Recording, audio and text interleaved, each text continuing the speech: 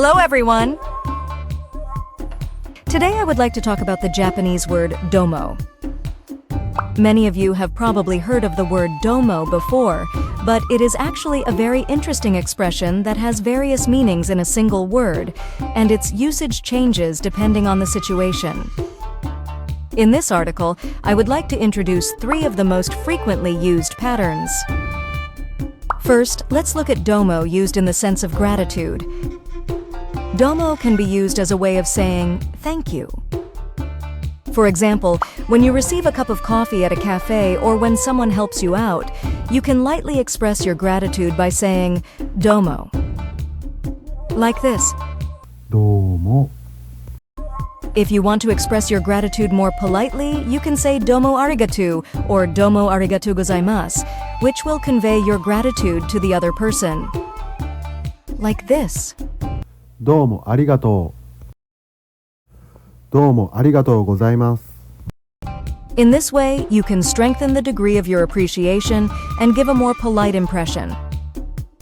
The word domo is natural when used in casual situations, but when used in business situations or with superiors, it is more polite to say arigatou gozaimasu without abbreviating it. Next, let's look at domo used in the sense of an apology. Domo can also be used as a mild form of apology.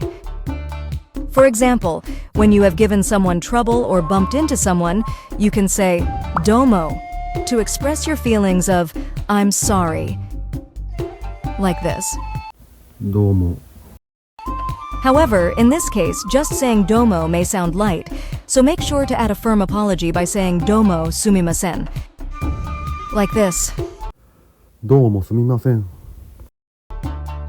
By doing so, it is easier to convey to the other party the sincere feeling that you are truly sorry. Also, when meeting someone for the first time or with whom you are not very familiar, you can give a more polite impression by adding a firm sumimasen instead of just domo. Next, I would like to introduce domo as a light greeting.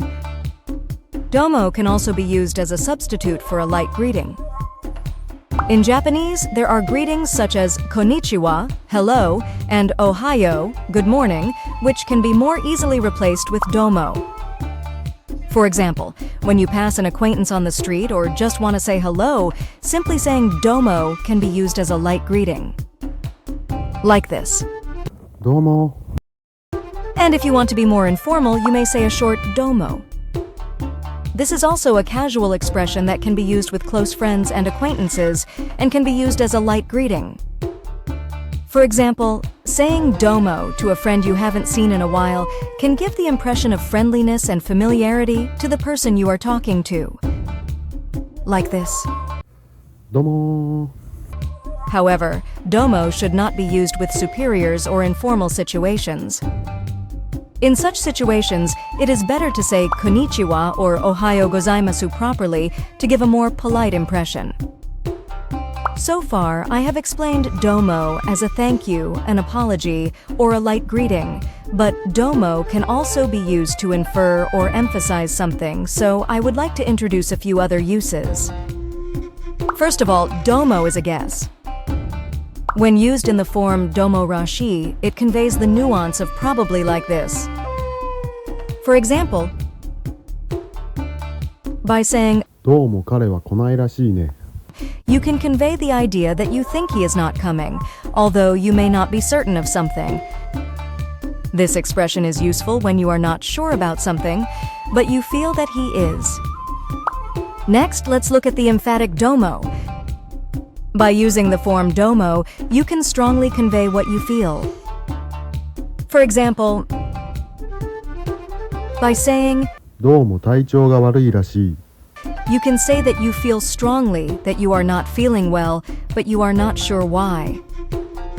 These usages are a bit more advanced, but if you learn them, you will broaden your conversational range. Finally, here is today's summary. Today I have introduced 3 patterns of usage of domo. If you master the use of domo in each of these situations, whether as a thank you, an apology, or a light greeting, your daily conversation will become much smoother. Furthermore, Domo can also be used to infer or emphasize something, so you can gain a deeper understanding of the Japanese language if you know how to use it. Please learn these usages and try to use them more and more in your daily conversation. Although domo is a very simple word, it can convey various nuances depending on the situation and the way you say it, so it is very useful if you learn to use it well. Especially for non-Japanese, the usage of domo may seem difficult, but if you remember the basic usage introduced in this article, you will be able to use it naturally in conversation. For those of you who are going to study Japanese from now on, please make the usage of domo your own and enjoy Japanese conversation. Well, that's all for this issue. I intend to continue making videos like this one to share information about the Japanese language and culture in the future. If you like them, please like, comment, and subscribe to my channel. I am also looking forward to receiving your I want to know this requests. Thank you very much.